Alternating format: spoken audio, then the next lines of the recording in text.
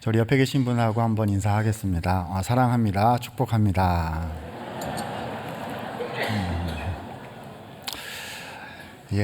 우리 교회 선교 시즌이 지금 한참 절정을 향해 가고 있다고 생각이 됩니다. 내일 대만 팀이 돌아오실 거고요. 이번 주에 중동 난민 내일 출발하죠. 미얀마 또 가게 됩니다. 힌두권, 캄보디아, 태국, 몽골, 또 농어촌, 수도권 군선교 계속 진행이 될 것입니다. 그래서 8월 한 달 동안 저녁 예배 4번 말씀을 제가 증거하게 됐는데요. 그래서 저녁 예배 4번을 통해서 교회란 무엇이고, 그래서 그 교회를 통해서 하나님은 왜 선교를 하시게 되는가 하는 그 교회에 대한 이야기를 좀 말씀드려 보고 싶습니다. 교회의 핵심 사명이 선교잖아요. 선교. 그래서 교회는 왜 선교를 핵심 사명으로 가지게 되는가, 이 부분을 소선지서 12권이라는 성경의 12권의 중요한 본문들을 통해서 좀 하나씩 짚어보면 좋겠습니다. 사실 교회란 부르심 받은 사람들이잖아요. 부르심을 받은 자들, 이게 교회라는 말의 뜻이고요. 그렇다면 부르심을 받았다는 것은 과연 무엇인가, 거기부터 시작을 해서 우리가 왜 공동체로 교회로 존재하는가 생각해 보아야 할 것이라고 여겨집니다.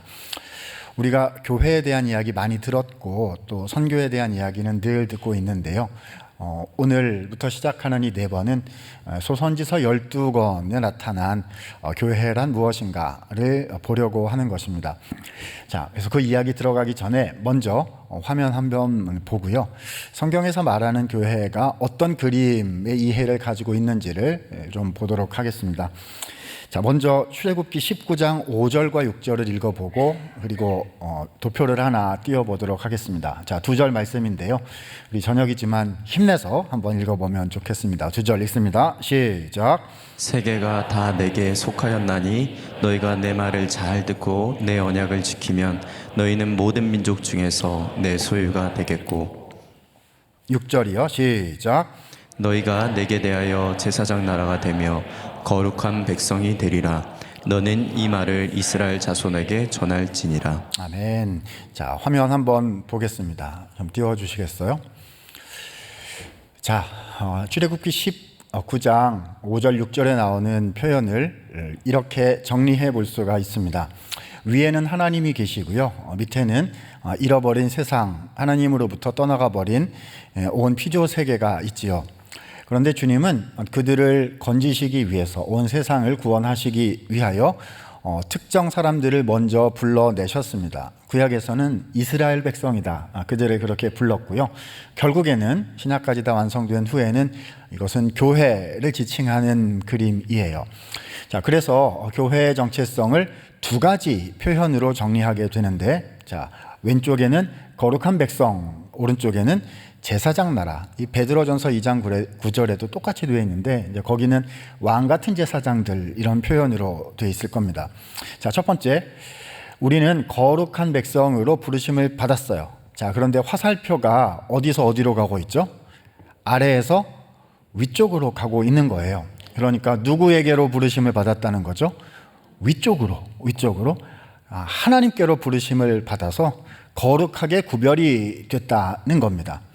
그래서 하나님을 닮고 주님의 말씀을 기준으로 삼아서 주님이 원하시는 방식대로 살아가게 부르심을 받은 자들이에요. 자, 이 내용 가지고 이제 오늘 좀 할 건데요. 부르신 분이 누구이신가, 이것을 처음 이야기 오늘 시작하는 그 꼭지로 삼으려고 하는 거예요. 하나님이 우리를 위쪽으로 부르셨어요. 주님을 향해 부르셨어요. 자, 그러면 그게 끝일까요? 아닙니다. 자, 오른쪽에 뭐가 있죠? 제사장 나라라는 게 있어요. 제사장, 다른 사람들을 도와서 하나님께로 돌아오게 하는 그런 역할을 말하는 거죠. 그래서 먼저 부르심을 받았기 때문에 그 다음에 위로 간 다음에 제사장 나라는 어디로 가는 거죠? 제사장 나라의 화살표가 어디를 향하고 있어요? 아래쪽을 향하고 있는 거죠. 아래로 향해서, 낮은 곳을 향해서 흘러가는 하나님의 은혜를, 주님의 복음을, 주님의 긍휼을 전하는 사람들, 그게 제사장 나라라는 뜻인 거지요. 자, 위로 부르심을 받아서 주님을 닮게 되었고, 그 사랑과 은혜를 가지고 아래로 흘러가서 열방으로 나아가고 이 땅의 모든 영역으로 들어가는 사람들을 뭐라고 부르는 거죠? 교회다, 교회다 이렇게 부르게 되는 겁니다. 그러니까 모든 것이요, 부르신 분이 누구이시고, 그러니까 부르신 분이 누구이신지를 알아가지고 내가 누구이구나, 내가 거룩한 백성이 되었으니 이제는 제사장 역할을 하기 위해서 밖으로 나가고 또 밖으로 나가고 아래로 내려가고 흘러가고, 이게 나이고 이게 우리구나. 성경이 우리에게 알려주시는 매우 중요한 교회의 정체성, 이제 기본 틀의 그림인 것입니다. 자, 그런데요, 여기까지 화면을 보겠습니다. 자, 그런데 요 부르신 분이 누구이셔서 우리가 누가 된다라는 이 얘기를요, 우리는 4번에 걸쳐서 소선지서의 맥락에서 좀 풀어보려고 하는 것입니다. 여러분, 성경에 소선지서라는 책들이 있는 거 알고 계시죠? 네, 몇 권일 것 같으세요? 제가 좀 전에 얘기했는데요. 12권입니다. 네, 약간 긴장하시는데요. 한번 외워보자 이렇게 할까봐 긴장하시는 거죠? 자, 한번 해볼까요?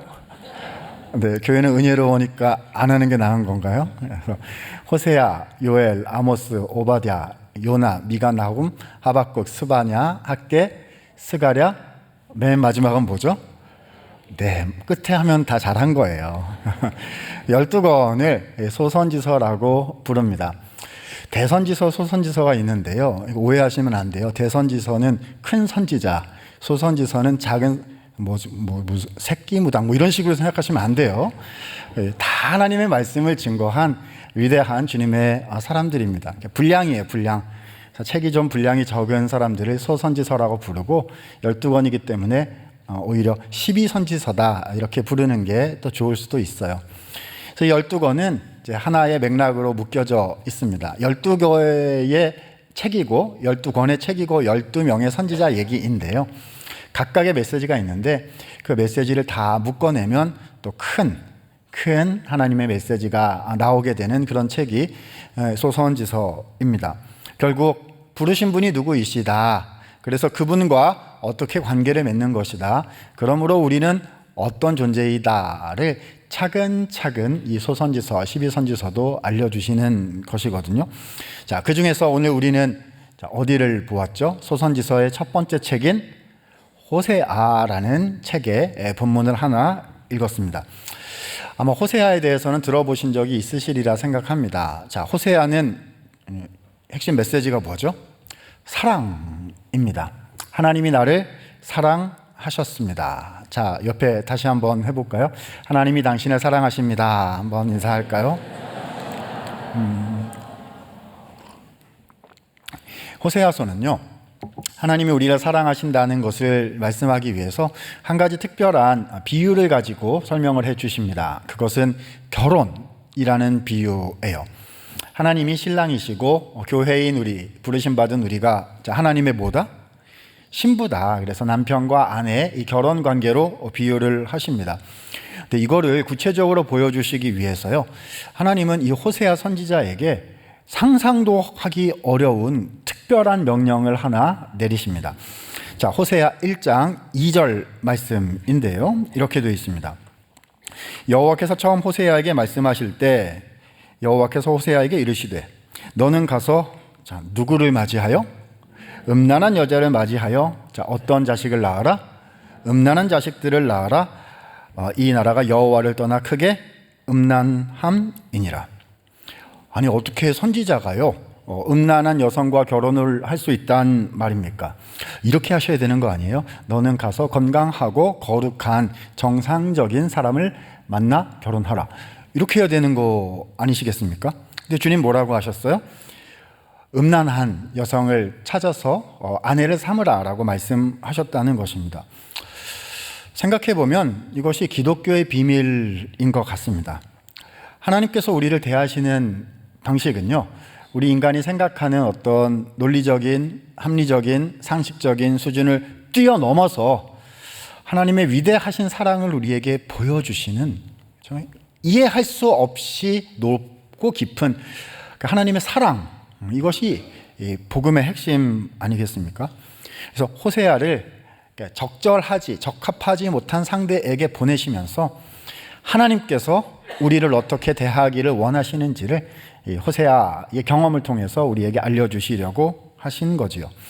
자, 아무튼 그래가지고 호세아 선지자가 이 명령을 받아가지고 갔어요. 그래서 그 관계를 통하여 3명의 아이를 낳게 됩니다. 호세아 1장에 기록이 되어 있는데요. 호세아 1장의 핵심은 그 낳은 아이들 3명의 이름이 무엇인가라는 이름 뜻풀이가 1장의 핵심입니다. 자, 이거 이름을 뭐 굳이 외우시라고까지 하지는 않을 거예요. 제가 학교에서는 눈을 부릅뜨고 우리 신학생들에게 그래서 졸업을 하겠냐, 그래서 목회를 하겠냐, 학교에 오래 머물거라, 무슨 말이죠? 졸업을 안 시키고 내년에 한 번 더 다녀라, 이제 이런 말이잖아요. 그래서 제가 무서운 악한 사람인데요. 제가 교회 오면 선한 목회자가 되어야 하지 않겠습니까? 네, 외우라고 시키지도 않고, 그렇죠? 뭐 몇 진 일어나 보세요 이런 거 하지 않을 거예요. 그러니까 들으시면서, 제가 그냥 혼자 다 할 거니까 들으시면서 이 메시지가 주님이 나에게 들려주시는 이 마음이 뭡니까? 이번 한 주간 제가 어떻게 살아야 되지요? 제가 선교를 다녀왔고 또 선교를 갈 건데 어떤 마음으로 준비하면 또 정리하면 좋겠습니까? 이런 주님의 마음이다 이렇게 생각하시고 오늘 이야기 쭉 들어주시면 좋겠어요. 자, 첫 번째 낳은 아이의 이름은 이스르엘이라는 이름이었습니다. 1장 4절 같이 한번 읽어볼까요? 1장 4절입니다. 시작. 여호와께서 호세아에게 이르시되 그의 이름을 이스르엘이라 하라. 조금 후에 내가 이스라엘의 피를 예후의 집에 갚으며 이스라엘 족속의 나라를 폐할 것임이니라. 자, 첫 번째 아이 이름이 이스르엘이에요. 엘은 하나님이고요. 이스르는 뿌릴 것이다 라는 동사입니다. 하나님이 씨를 뿌리실 것이다. 그래서 풍성한 열매가 거두어질 것이다. 좋은 이름이죠. 자, 이 호세아가 말씀을 전했던 북왕국 이스라엘, 거기 가서 보면은요, 이스르엘 평원이라는 한국식으로 표현하자면 곡창지대 같은 좋은 땅이 있어요. 그러니까 좋은 이름이죠. 그런데 뒤에 뭐라고 말씀했냐 하면, 자, 이스라엘의 피를 예후의 집에 갚을 것이다. 이스라엘 평야에서 왕조가 한번 뒤집히면서 살인 사건이 있었거든요. 그래서 그 피를 복수의 신원의 그런 메시지로 갚아주신다. 뭐 이런 종류 이야기예요. 그러니까 쉽게 정리하면 이스라엘이라는 이름은 그 호세아 시대의 그 북왕국 왕조가 멸망할 것이다. 멸망할 것이다. 이런 심판의 메시지. 좋은 이름인데 안 좋게 마무리 지어지는 그런 이름으로 들려지게 되는 겁니다. 이거 시작이 별로 안 좋아요. 자, 두 번째 아이의 이름은 로루하마였어요. 자, 1장 6절에 보니까요. 자, 고멜이 또 임신하여, 이 고멜이 호세아의 아내 이름이죠. 딸을 낳음에 여호와께서 호세아에게 이르시되 그의 이름을 뭐라 불러라? 루하마라 하라. 내가 다시는 이스라엘 족속을 긍휼히 여겨서 용서하지 않을 것입니다. 자, 지치기 시작하시는 것 같은데요. 자, 안 외워도 된다고 했어요. 로루하마의 로라는 말은 히브리 원어에서 부정어입니다. 그래서 아니다, 로자가 나오면 아니다 라는 뜻을 가지게 돼요. 로루하마란 그러니까 뭐죠? 루하마가 아니다 라는 문장이죠. 루하마는 긍휼히 여김을 받지 못한다. 더 쉽게 말하면 하나님의 언약적 사랑을 받지 못한다. 그러니까 루하마는 사랑을 받는다, 언약적 사랑을 받는다는 뜻인데 로가 붙어가지고 그 사랑을 받지 못한다 이런 의미가 되는 거예요. 와, 무슨 애기 이름이 그래요? 그렇죠? 너는 사랑을 받지 못한다. 이게 애기 이름이라고요. 무슨 뜻일까요? 하나님께서 더 이상 이스라엘 백성들을 사랑하지 않으시겠다라는 선언, 관계 단절의 선언인 거죠. 심판의 이름이구나 하는 생각하게 됩니다. 자, 세 번째 이름 가면 완전 결정적입니다. 8절, 9절인데요. 제가 8절, 여러분이 9절 읽습니다. 제가 먼저 읽어요. 여호와께서 이르시되 고멜이 로루하마를 젖댄 후에 또 임신하여 아들을 낳으매. 자, 9절 시작. 여호와께서 이르시되 그의 이름을 로암미라 하라. 너희는 내 백성이 아니요 나는 너희 하나님이 되지 아니할 것임이라. 자, 세 번째 아이 이름이 뭡니까? 로암미. 자, 이제 눈치가 센스가 있으시면요. 로는 무슨 뜻이다? 아니다. 그러니까 이 문장, 이 이름의 뜻은 뭐죠? 암미가 아니다. 암미라는 것은 내 백성이라는 표현입니다. 이건 무슨 이름이죠? 너네는 더 이상 내 백성이 아니다. 하나님께서 백성들과 관계를 끊으시겠다라는 심판의 이름인 것입니다. 자, 여기까지 들으면요, 마음은 아프지만 이해는 됩니다. 이스라엘이 잘못하고 범죄했으니까 주님께서 심판하신다는 얘기로구나. 여기까지는 그냥 논리적으로 쑥쑥 이해가 돼요. 그런데 요 바로 다음에 이어지는 말씀들이 이게 하나도 이해가 안 되는 얘기가 갑자기 나옵니다. 이걸 반전이라고 해야 할까요? 앞에 나온 이름 세 개, 이스르엘, 로루하마, 로암미, 요 세 개를 하나님이 확 뒤집으세요. 와, 이런 반전이 또 어디 있을까 싶습니다. 자, 1장 11절 보니까 이렇게 돼 있어요. 이에 유다 자손과 이스라엘 자손이 함께 모여 한 우두머리를 세우고 그 땅에서부터 올라오리니 뭐라고 하십니까? 이스르엘의 날이 클 것이다. 아까는 이스라엘이 거의 멸망할 것처럼 말씀하시더니 이제는 그날이 클 거라고 하세요. 이게 끝이 아닙니다. 2장 1절 보니까 또 이렇게 말씀하세요. 너희 형제에게는 자, 무엇이라 불러라? 암미라 불러라. 너희 자매에게는 뭐라 불러라? 루하마라 불러라. 이건 또 웬일입니까? 자, 아까 이름이 뭐였어요? 로암미였는데 로자를 떼버렸어요. 암미가 됐네. 뭐죠? 내 백성이 아니다라고 하시더니 이번에는 뭐라 하세요?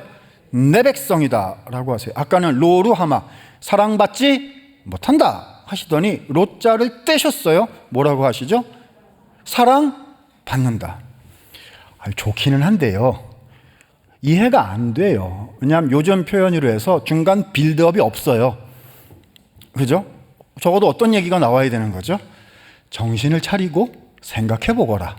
이런 말이 나온, 회개하라. 그러면 회복시켜 주시리라. 이런 거라도 있어야 되는 거 아니겠습니까? 근데 주님 뭐라고 하셨어요? 내 백성이 아니다 하시더니 근데 내 백성 만들 거다. 더 이상 사랑받지 못한다 하시더니 뭐라 하세요? 이제 사랑받는다 라고 하셨단 말입니다. 여러분은 이해가 되세요?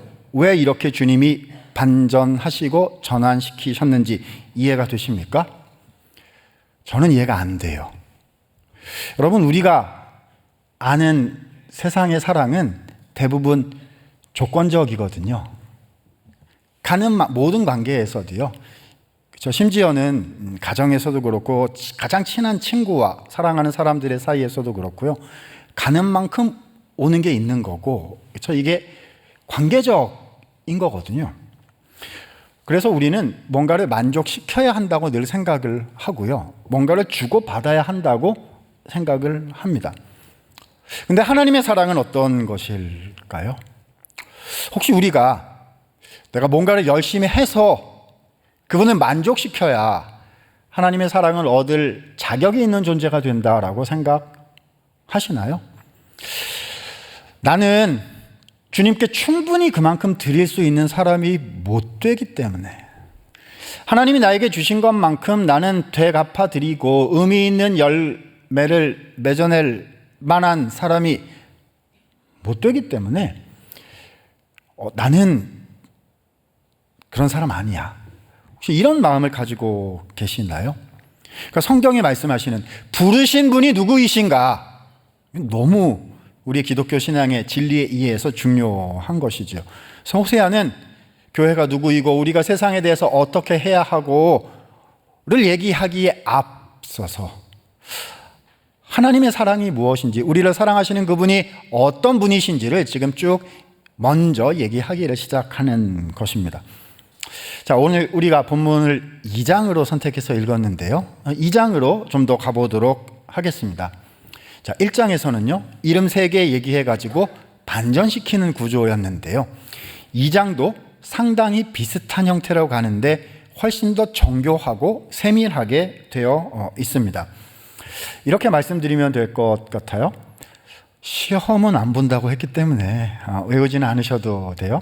자, 2장 앞쪽은요, 언약 파기 선언문이라는, 그러니까 죄를 지적하시는 그런 말씀들이 나오고요. 우리가 읽은 본문은 2장 후반부인데요. 2장 후반부로 가면 거기는 언약 갱신 선언문이다. 그래서 앞쪽에는 파기를 선언하시고 뒤쪽에서는 갱신을 선언하시는 그런 구조로 가게 됩니다. 호세아 고멜 관계를 통해서 하나님과 우리와의 관계를 결혼 관계, 하나님이 남편이시고 우리가 신부된 관계로 표현하셨는데 그 내용이 고스란히 2장에 자세하게 세밀하게 또 나타나고 있습니다. 자, 그래서 2장 앞부분에 언약 파기 선언문이 나오는데요. 이걸 요즘 우리의 법적인 표현으로 이해를 하자면 고소장이다. 이렇게 생각하시면 될 겁니다. 이스라엘 백성이 남편인 하나님께 어떤 잘못들을 했기 때문에 이 관계는 깨질 수밖에 없고 다시 돌이킬 수가 없다. 이제 끝났다. 이렇게 표현하는 게 2장 앞부분에 나오는 언약 파기 선언문이라 할 수 있겠습니다. 핵심을 말씀드리면요. 이스라엘 백성들이 잘못한 게 뭐냐? 우상 숭배를 했다는 겁니다.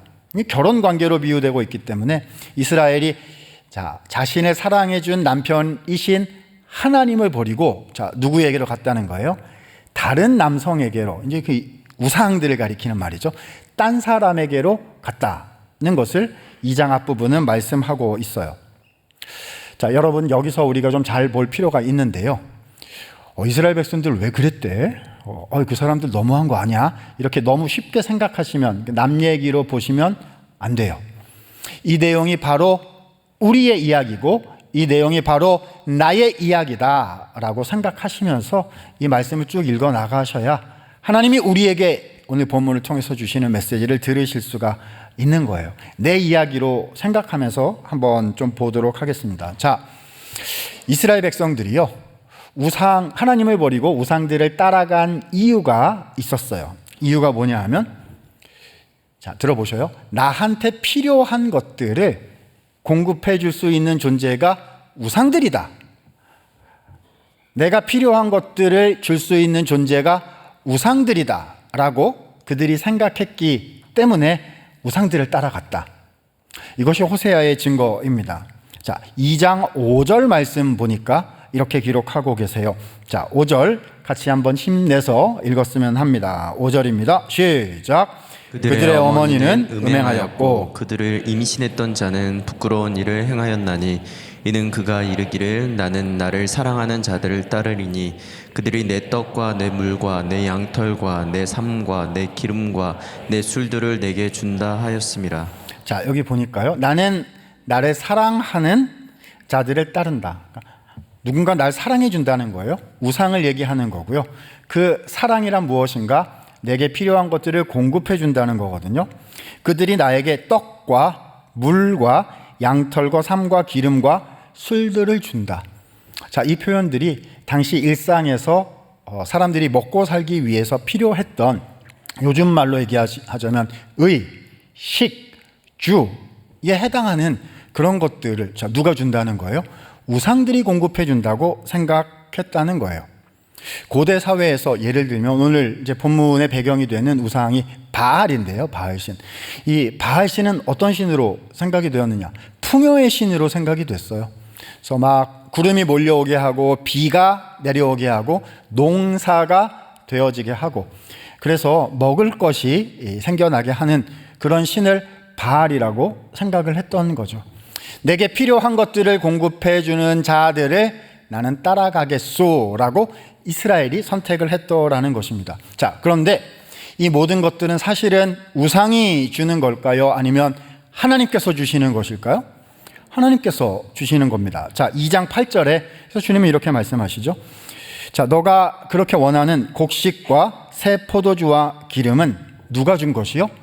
내가 그에게 준 것이요.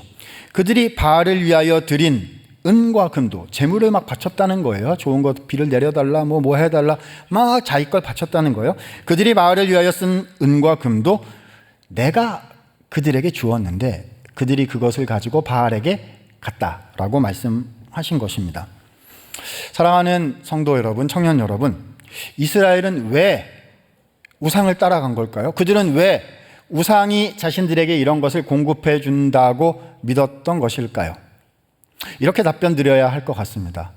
그게 믿기 쉬웠거든요. 그게 더 쉬워 보였거든요. 확실해 보였거든요. 눈에 보이는 여호와 하나님은 우리가 신뢰하고 그분께 순종하고 막 이래야 하는데요. 바알에게는 바치면 되거든요. 그렇죠? 드리면 되거든요. 막 내 것을 이렇게 드려서 그래서 그걸로 받아내면 된다고 인간 눈에 생각할 때 굉장히 합리적이고 얻기 쉽고 확실한 것으로 여겨졌다는 거예요.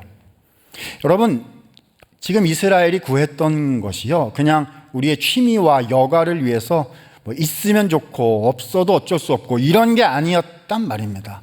정말 간절히 나에게 필요한 것에 대한 문제였어요.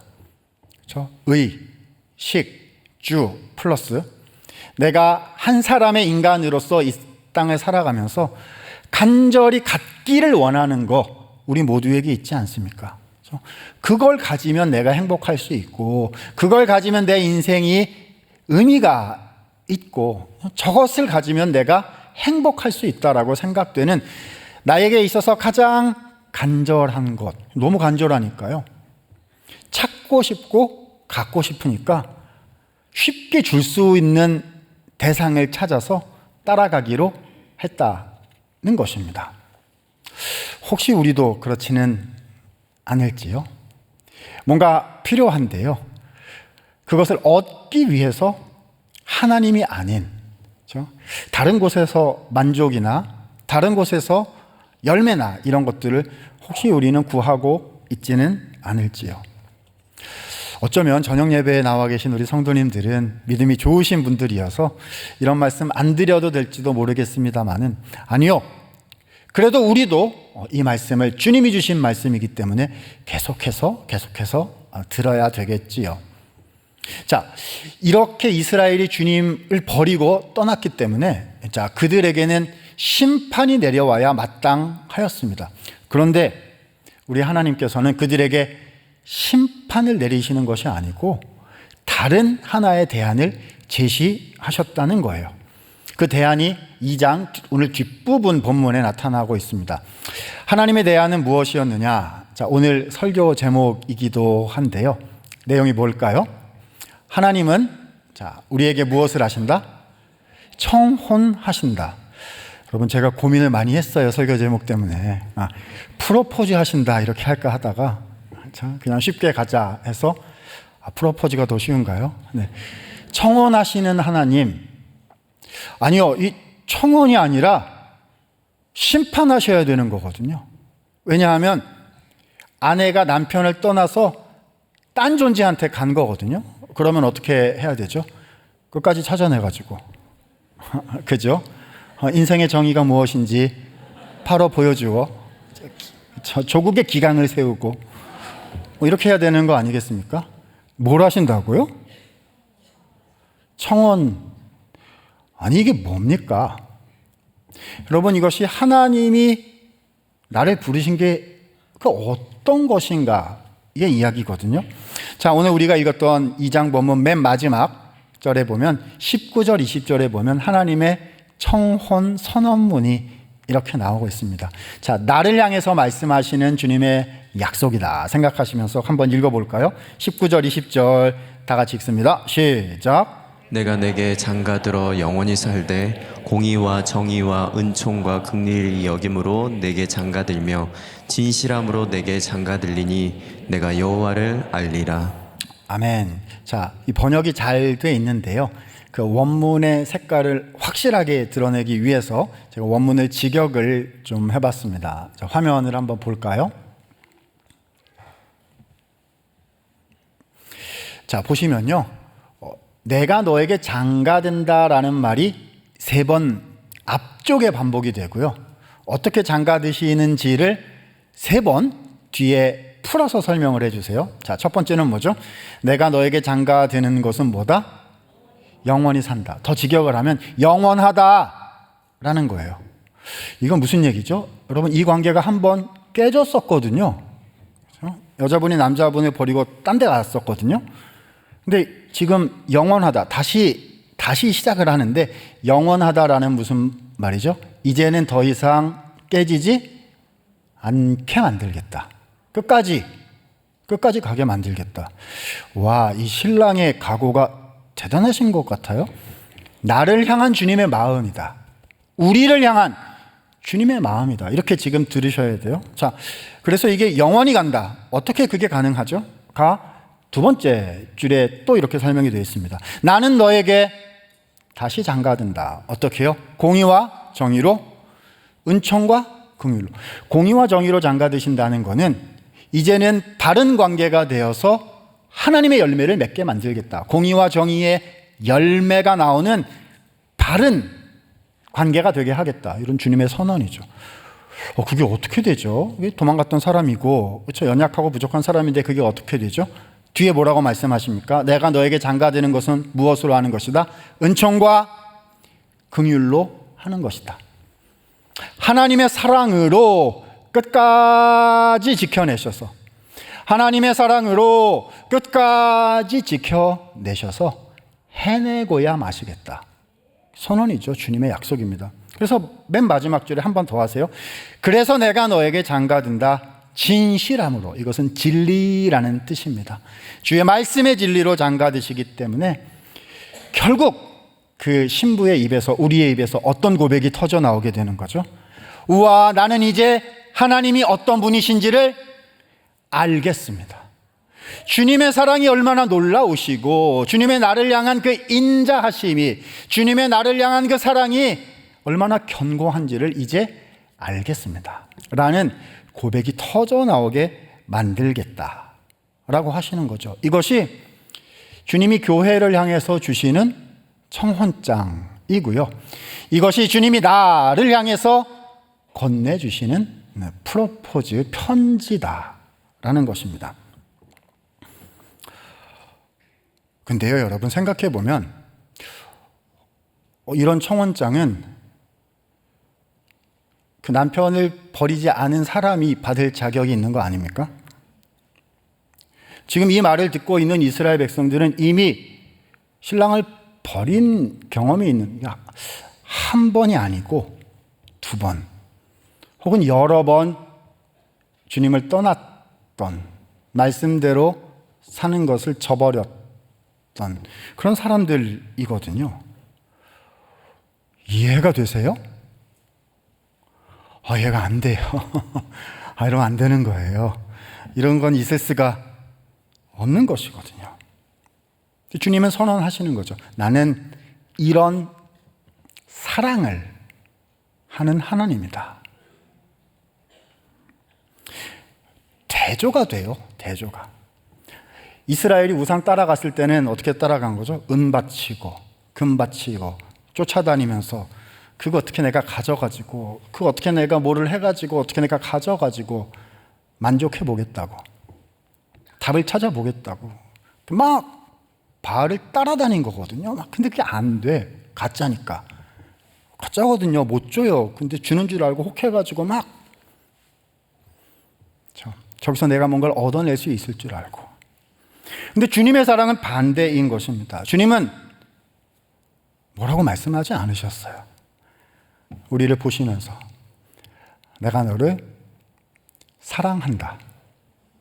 나는 너에게 다시 장가든다. 끝까지 간다. 만들고야 만다. 라고 말씀하시는 거지요. 이 청혼장을 손에 이렇게 받아든 사람은요, 어안이 벙벙한 거예요. 이게 뭔지 이해가 되지 않아서이죠. 이거는 내가 생각한 종류의 사랑의 그 이상의 사랑인데, 이것은 내가 경험해 보지 못한 방식의 사랑인데, 그래서 이것을 이해가 안 돼요. 받아들이는데도 시간이 걸리고 놀라워 가지고요. 이것을 주님의 이 놀라운 사랑 앞에 서서 떠는 우리의 모습을, 감격에 겨워서 떠는 우리의 모습을 성경은 하나님을 경외한다 라고 표현하는 것 아니겠습니까? 여러분, 그래서요, 이 주님의 청혼장을 들고 그 놀라움에 겨워해 본 사람은요, 사람이 바뀌게 됩니다. 막 쫓아다니면서 뭐 이렇게 얻어내야 내 인생이 이렇게 되는 것처럼 생각하는 게 아니고요. 주님이 진짜 주셨다. 주님이 충분히 주셨고 나는 그 안에서 평안하고 믿어도 된다. 그 주님의 능력과 약속이 그 사랑이요 이렇게 막 밀고 들어와 가지고요. 처음엔 이해가 안 되죠. 근데 막 주님의 사랑이 밀고 들어와서 그 사랑이 이해되고 이해가 안 되는 그 사랑이 익숙해지고 수용되고 그렇군요 주님 진짜 사랑하신 거네요 저를. 거기서 숨이 쉬어지게 되는 것. 그것이 하나님의 청혼장을 받아본 사람들의 고백인 것이지요. 하나님은 누구이십니까? 청혼하시는 하나님이십니다. 주님을 버리고 간 그 사람에게 내가 너에게 다시 장가들어 영원히 살겠노라 라고 청혼하시고 또 청혼하시고 그리고 오늘도 나에게 청혼하고 계신 분이 좋으신 우리 하나님이신 거지요. 교회는요 청혼창 발음을 잘해야 되는데 교회는요 청혼장 좀 받아본 사람들의 모임입니다. 뭐 대단한 종교적 열심 있어야죠. 헌신 있어야 됩니다. 없으면 가짜거든요. 근데 그게 핵심이 그게 원인이 아닌 거지요. 교회는 청혼받은 사람들의 모임입니다. 하나님의 사랑, 이해할 수 없이 놀라운 그 사랑을 받았기 때문에 그저 놀라워하며 그저 감탄하며 주님 앞에 서 있는 사람들이 모인 곳을 우리는 교회, 부르심 받은 공동체라고 말하는 것이지요. 하나님의 사랑이요, 우리의 열심보다 더 큽니다. 나를 향한 주님의 넉넉하심이요, 나의 연약함보다 더 큰 거예요. 쏟아져 내려오는 주님의 은혜가 나도 어떻게 할 수 없는 나의 부족함을 이기고 승리하는 거지요. 막 쫓아다니면서 뭔가 가져야 내 인생이 될 것 같은 그런 우리의 믿음 없음과 기다리지 못함과 그런 조급함보다 하나님이 나를 사랑하시기 때문에 그 사랑 안에 내가 자녀됨을 누린다라고 믿게 되는 우리의 신뢰, 믿음이 더 힘이 강한 것입니다. 사랑하는 성도 여러분, 청혼하신 하나님을 만나고 계십니까? 청혼하신 주님을 오늘도 만나고 계십니까? 부탁드려요. 견뎌낼 힘을 주십시오. 그 기도도 필요한데요. 견뎌낼 힘을 주십시오. 그것도 필요한데요. 더 중요한 해법은 하나님의 사랑을 묵상하고 그 주님의 사랑을 계속 경험하는 것입니다. 나 자신을 강하게 만드는 것보다 더 중요한 것은 나를 변화시키시는 능력 있으신 하나님을 오늘도 나는 한 번 더 붙잡고 살겠다. 주님을 알아가겠다라고 고백하게 되는 우리의 마음이 더 중요한 것이지요. 아까 처음 시작할 때 교회가 어떤 곳인지 그림을 봤어요. 거룩한 백성으로 부름을 받아서 하나님께로 위로 이렇게 갔잖아요. 거기 가서 뭘 경험하느냐? 이 주님의 사랑을 경험하게 되는 거죠. 그러면 그 사랑을 가지고 어디로 가죠? 아래로. 제사장이 되어 아래로 내려가는 것입니다. 그것이 또 선교의 모습 아니겠습니까? 은혜가 위로부터 내려와서 충분히 나에게 경험되어 그것이 아래로 또 다른 자격 없는 자들에게, 나와 같은 또 다른 사람들에게 흘러가게 되는 것, 그것이 하나님 나라가 확장되는 성경의 원리인 거지요. 자, 그렇다면 어떻게 해야 될까요? 어떻게 해야 될까요? 자, 두 가지 간단히 부탁드리고 마치려고 합니다. 같은 얘기인데요. 첫 번째, 하나님은 나에게 청혼장을 주시는 분이시다를 날마다 기억하실 수 있기 바랍니다. 또 안 된다, 또 지친다, 못할 것 같아요 라는 생각이 찾아올 때 뭘 기억하시라는 거죠? 주님은 나에게 그 설레는 청혼장을 주시는 분이십니다 를 기억하시기 바라요. 두 번째, 다른 표현으로 해볼까요? 청혼장을 주신다는 게 뭘까요? 우리를 그 주님의 신부로 다시 만드시고 끝까지 이루시기 위하여 하나님은 가장 귀한 대가를 지불하셨지요. 주님이 지불하신 대가가 무엇입니까? 독생자 예수님을 나를 대신하여 십자가에 못 박으신 거지요. 거기에 내 죄가 있어요. 심판받아야 되는 거기에 내가 있어요. 연약하고 부족하여 한계가 있는 내가 거기에 있어요.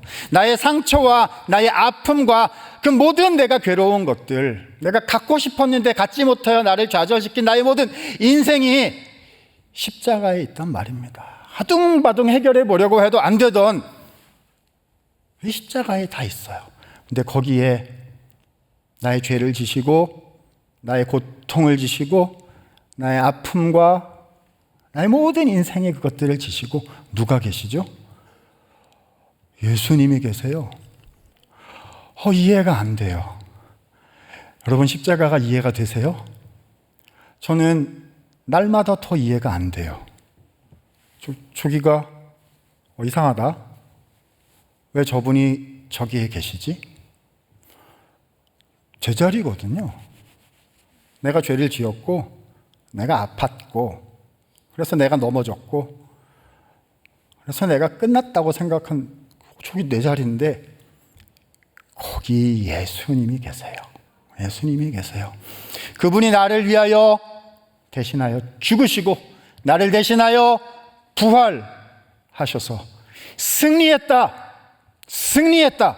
라고 선언하셨어요. 그렇기 때문에 그 공로로 우리 하나님께서는 우리에게 청혼장을 주실 수 있는 것입니다. 오늘 주님은 우리에게 그 주님의 사랑으로 찾아오시기를 원하셔요. 다시 우리의 마음문을 한번 열고 내가 너에게 장가들기 원한다. 내가 너와 만나기를 원한다. 영원히 살 것이다. 공의와 정의로 은총과 긍휼로 진실함으로 너에게 장가들어 영원히 살리니 그제서야 내가 나의 사랑을 알고 고백할 것이다. 그렇게 되게 만들겠다라고 우리 주님 말씀하고 계시는 거지요. 아무도 흔들 수 없는 나를 향한 주님의 사랑을 알 때 그때 우리는 바뀝니다. 아무도 흔들 수 없는 주님의 사랑, 그것이 믿어지고 수용되고 붙잡을 수 있게 될 때 우리는 새로운 시작의 기회를 갖게 되는 것이지요. 이번 한 주간 살아가시면서요, 생각해 보세요. 나는 무엇을 찾아다니면서 뭔가를 줌으로써 얻으려고 하는 바를 따라가려 하는 사람인가? 아니면 주님이 나에게 청혼하신 나는 그런 존재다 라는 게 믿어져서 예수님의 평강과 주님의 약속으로 믿음으로 살아가는 사람인가? 주님, 후자가 되게 해 주십시오. 이런 간절한 기도 제목 있었으면 좋겠어요. 남은 선교들이 많습니다. 준비하시고 기도하시고 행하실 때에 오늘 호세아 2장의 그 사랑의 물결이 흘렀으면 좋겠어요. 우리에게 청혼하신 그 하나님의 사랑의 그 십자가의 은혜가 하늘로부터 폭포수처럼 우리에게 먼저 임하게 해 주십시오. 그래서 그 사랑이 밑으로 아래로 우리가 가는 그분들을 향하여 흘러갈 수 있게 되는 하나님의 역사를 이루어 주시옵소서. 이렇게 기도할 때 주님이 남은 모든 선교 일정 가운데 크신 은혜를 허락해 주실 줄로 믿습니다. 자, 다 같이 일어나실까요? 우리 찬양하고 이런 마음으로 한번 기도할 수 있도록 하겠습니다.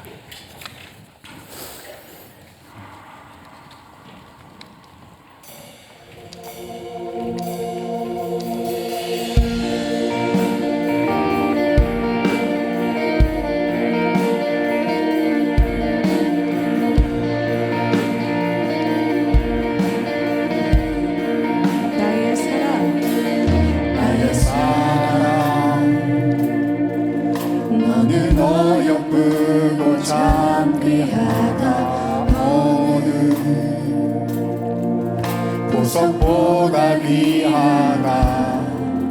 내가 사랑스럽지 않을 때 너를 온전히 사랑하고 너와 함께하려 내가 왔노라. 주의 사랑, 주의 사랑, 이 사랑은 결코 변치 않아. 모든 계절 돌보시네. 푸른 마르고 꽃은 시든다. 주의 말씀은 진실해. 실수가 없으신 주만 바라라. 손을 들고 같이 찬양할까요? 주님의 나라와 주님의 나라와 뜻이 나의 삶 속에 임하시며 주님 알기를 주만 보기를 소망해.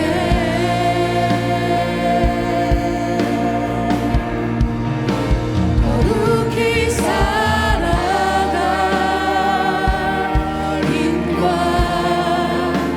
두려움없는 믿음 주신 나의 하나님. 완전한 사랑 찬양해 찬양하리 찬양하리. 만군의 주 영원히 함께 하시네. 존귀하신 사랑의 왕 영원히 통치하신 주님의 나라 주님의 나라와 뜻이 나의 삶 속에 임하시며 주님 알기를 주만 보기를 소망해.